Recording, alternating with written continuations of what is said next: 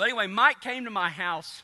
He was passing through out the ranch at Caynosa, and we were sitting there talking about San Pedro stuff, about different pastures and stuff like that. And he told me, he said, you know what, man, one time, he said, I was a little bit too old to be riding broncs, but I, just kind of feeling froggy that morning. I went out there and I got on this horse, and he said, we was going through the pasture and we was getting along pretty good. And all of a sudden, this cow started running off, so I started chasing her, and she was going down this fence line, so I was coming across like this to cut her off and everything. She ducked behind, and I just kind of whooped that horse around like he was my good horse. And he said that horse bucked me off and piled me up in a wad right there up against the H-brace. I was like, ah. He said, yeah, man. He said, dude, he said, it felt like 3 of these ribs were right here. And he said, my old back was hurting. He said, I don't think anything was broke. But he said, man, he said, I was balled up in knots. He said, it hurt to stand. It hurt to breathe. It hurt to smile. It hurt to frown. It hurt to fart. I mean, this guy was plumb tore up now. I mean, he couldn't do nothing. And so some of the down there, it's right on the border of Mexico. And you've heard me talk about Tomas Zeffirino and Antonio. They were from Musquis, Mexico. So a lot of these guys, man, best cowboys I've ever been around. Bar none. Best cowboys ever.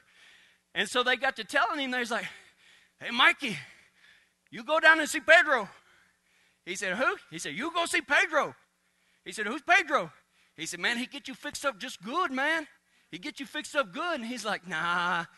And he didn't want to go to the doctor because he didn't think anything was broken or anything. But, man, he was feeling tore up. And so finally, after a couple of days, he goes, man, where's this Pedro at? And they gave him the address there in town. And so he goes out there and he knocks on this trailer house door. And this guy opens the door about this wide. And he goes, see?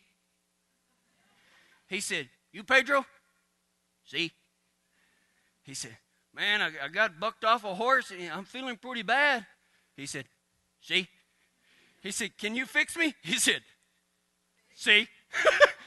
He said, how much you charge me for that? He goes, $25. So Mike said, I nearly turned around and walked off.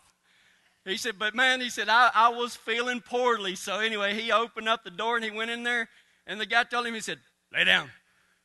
He said, where? He said, right there in the floor. So Mike said, on my stomach or on my back? I don't care. So Mike got down there, and he said this dude went to doing things. He said he put a rock in his mouth and twisted his arm around, and he was doing all this funky stuff, right? And Mike said, man, I wanted to leave real bad because I was real uncomfortable. He said, have you ever been stuck between a rock and a hard place? And I said, yeah. He said, well, I felt like that. He said he went to doing some stuff, and he said, but when I started kind of relaxing, because I kind of started feeling better. And he said, you're going to think I'm joking, but he said, I think I had 3 separated ribs, because he grabbed my ribs and he said, bite down on the rock. And he said, he put my elbow in there and twisted my ear and went, ugh. He said, I heard about 4 things pop. He peed. But boy, he felt better. He felt better. And so anyway, Pedro works on him for like an hour, and he said, okay, you can get up now. Mike said, I got up, and he said, I ain't felt that good in like 20 years. He said, Dad, go on, Pedro. Where'd you learn to do that? He said, working on dogs. He said, working on dogs? He said, yeah, that's where you start in Mexico. They don't let you work on men first. If you make the dogs feel better, then they let you work on the horses. If you make the horses feel better, then they let you work on the kids. If the kids die, they don't let you work on the men.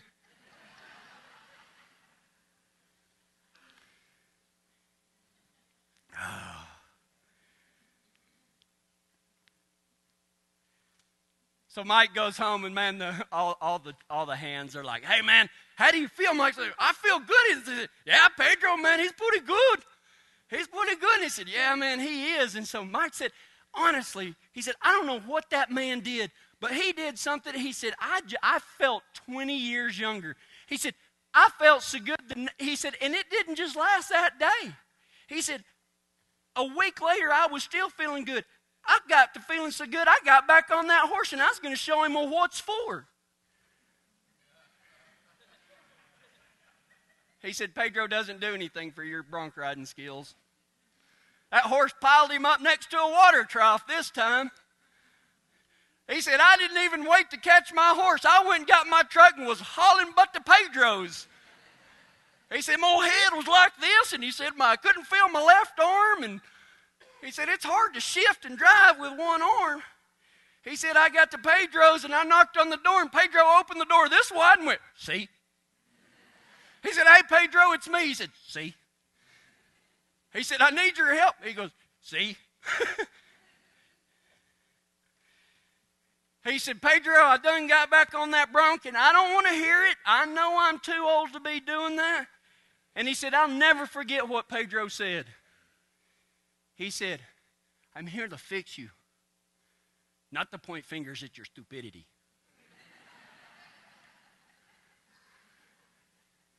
Man, what an awesome concept, is it not? Man, why couldn't more of us be like Pedro, you know?